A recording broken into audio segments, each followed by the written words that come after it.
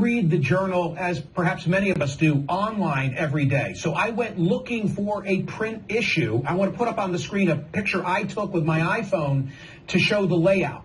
Because to your point, I mean, there it is, letters to the editor, and I don't know if you have a return, Frank, but they printed it like they would any other letter. There's no sidebar. There's no explanation. And then a day later, they came back with the explanation where, you know, they explained in some part where he had promoted information that was false. My point is, like you said, they had the data. They could easily have done it all in one shot. But I think I heard you say that even with a sidebar, you're not sure that they should have run it. Right. I mean, look, and this gets to the point that you were making a moment ago, and this is really the big one. This is how Donald Trump is going to run his non-campaign until it's a campaign, presuming that it is. And every news organization is going to have to decide this on a near daily basis. Look, in their response editorial, here's what the Journal wrote. Trump tosses off enough unsourced numbers in 30 seconds to keep a fact checker busy for 30 days. When one claim is refuted, Mr. Trump is back with two more. Their headline for their own counter editorial was "The Facts on Trump's Fraud Letter." They call it a fraud letter. Why would you publish a fraud letter? So this is the kind of thing that every news organization is going to have to do. But they also say, I'll read a line that I highlighted since you're reading one that you found interesting. We offer this same courtesy to others we criticize even when they make allegations we think are false. Isn't that part and parcel of what a letter to the editor is? To allow someone you've criticized to now respond. Op-ed editors edit. They do that all the time. And that's why James Bennett isn't still working at the New York Times.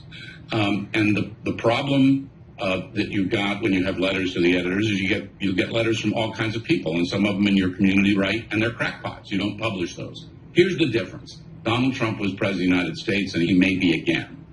And the problem for news organizations is they cannot ignore him, nor can they or should they just completely eye roll and dismiss everything he says, because he's got huge support, and he was president of the United States. So he's got to be fact-checked. He's got to be put in context.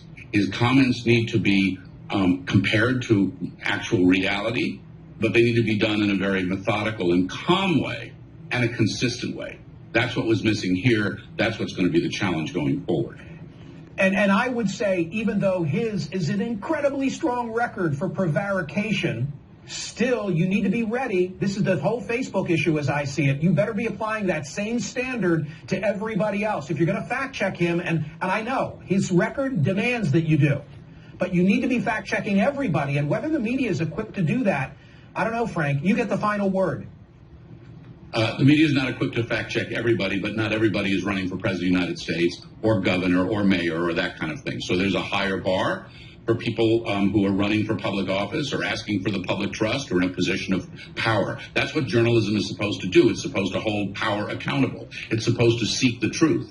And even an op-ed page or a letter from the editor has standards. And obviously the Wall Street Journal got stung, or they wouldn't have published the second editorial that they did explaining what went wrong and saying apparently they thought this guy was bananas.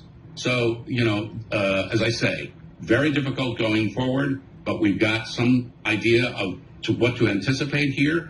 News organizations and social media platforms both need to understand the role that they're going to play in this disinformation infodemic that we're up against now, and it's really challenging the very guts of our democracy.